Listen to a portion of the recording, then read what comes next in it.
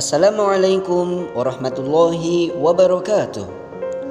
Nabi Ibrahim alaihissalam merupakan salah satu rasul ulul azmi. Beliau lahir di Padang Aram, Babilonia, bagian selatan Mesopotamia, sekarang menjadi Irak.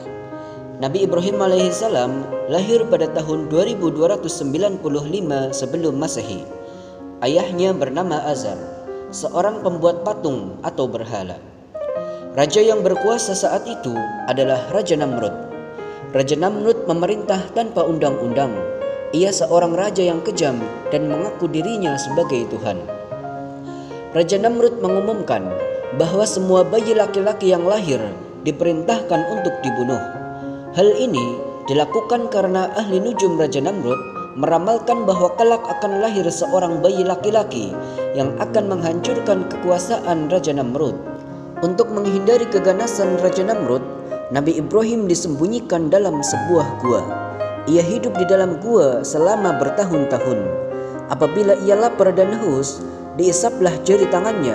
Atas izin Allah Subhanahu wa Ta'ala, dari ibu jari tangannya keluarlah air yang rasanya manis seperti madu. Selain dikaruniai keimanan dan ketakwaan, sejak kecil Nabi Ibrahim alaihissalam juga dikaruniai kecerdasan akal.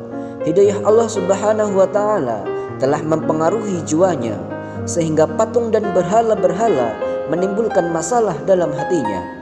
Ia bertanya, kenapa sesuatu yang tidak dapat melihat, mendengar, bahkan bergerak yang disembah? Nabi Ibrahim alaihissalam mencari Tuhan dengan menggunakan akal pikirannya, dengan memperhatikan alam sekitarnya. Ada matahari, bulan, bintang, dan benda angkasa lainnya.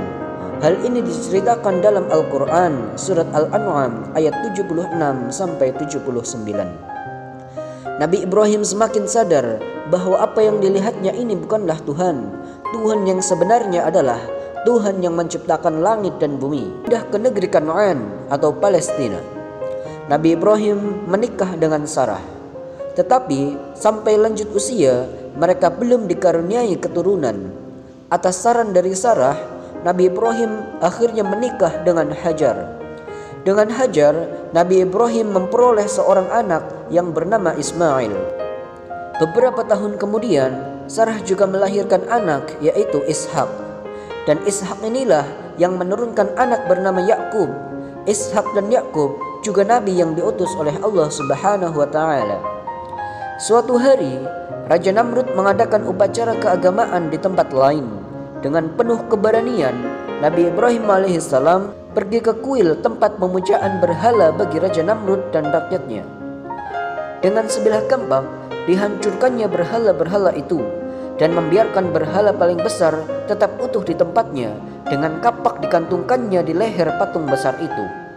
Ketika Raja Namrud pulang dan mendapati patung-patung sembahannya telah rusak, ia sangat marah. Raja Namrud langsung menuduh Nabi Ibrahim lah yang menjadi pelakunya. Nabi Ibrahim alaihissalam berkata bahwa dirinya tidak merusaknya. Terbukti ada kampak pada leher berhala besar. Raja Namrud sangat marah dengan mendengarnya dan berkata, mustahil ini perbuatan berhala besar itu, karena berhala tidak dapat melakukannya. Berhala tidak dapat bergerak dan berbuat sesuatu.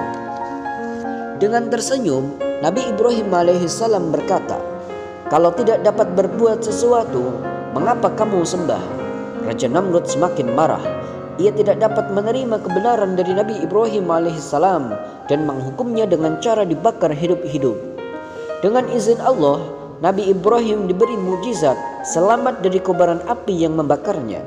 Api yang berkobar menjadi dingin.